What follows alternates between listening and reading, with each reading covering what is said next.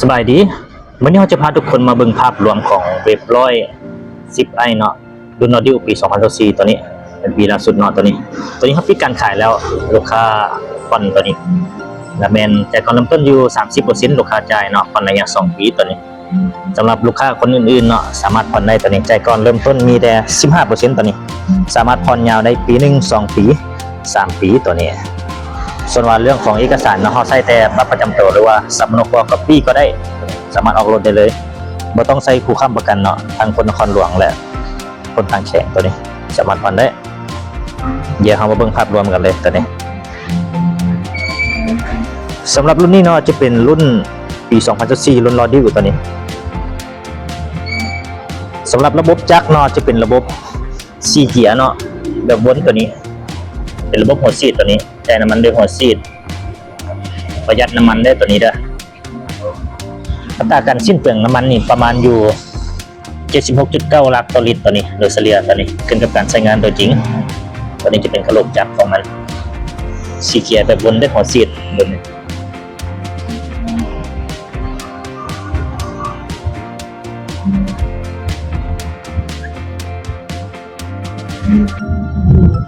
ตัวนี้จะเป็นทางน้ำมันตัวนี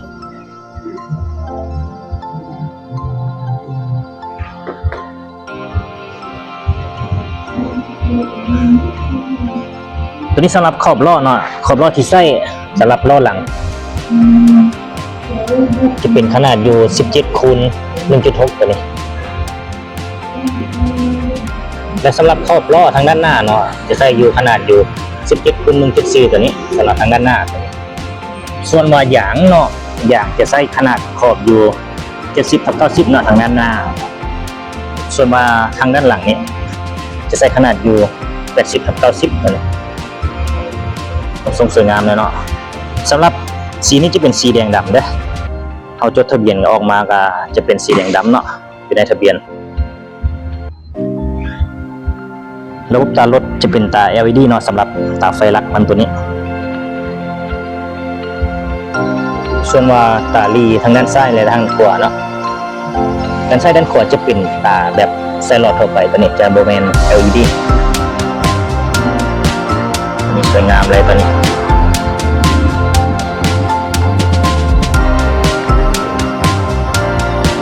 สำหรับคอมพิวเตอร์เนาะจะเป็นกึ่งอนาล็อกกึ่งดิจิตอลเนาะสำหรับเข็มบัตรคมไวหรือว่าเลขกิโลนี่จะเป็นดิจิตอลตัวนี้ส่วนว่าตัวทางด้านนี้เนาะพวกเกียร์ต่างๆตัวนี้จะเป็นดิจิตอลตัวนี้กับหลักกิโล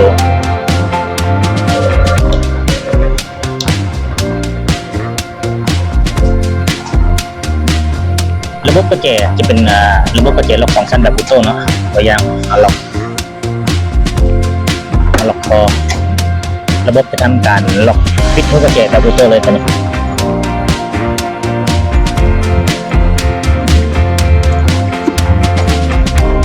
ส่วนว่าการสตาร์ทรถจะเป็น2ระบบ1ก็คือจะเป็นระบบสตาร์ทด้วยมือตัวนี้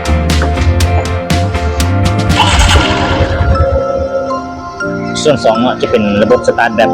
ยันเอาหรือว่าคิกสตาร์ทตัวนี้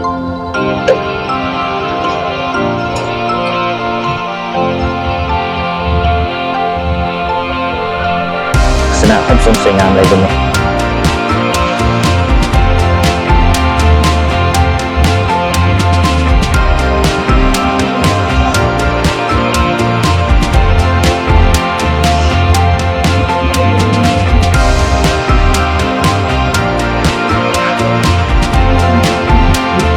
สำหรับระบบเบรกทางด้านหลังจะเป็นแบบ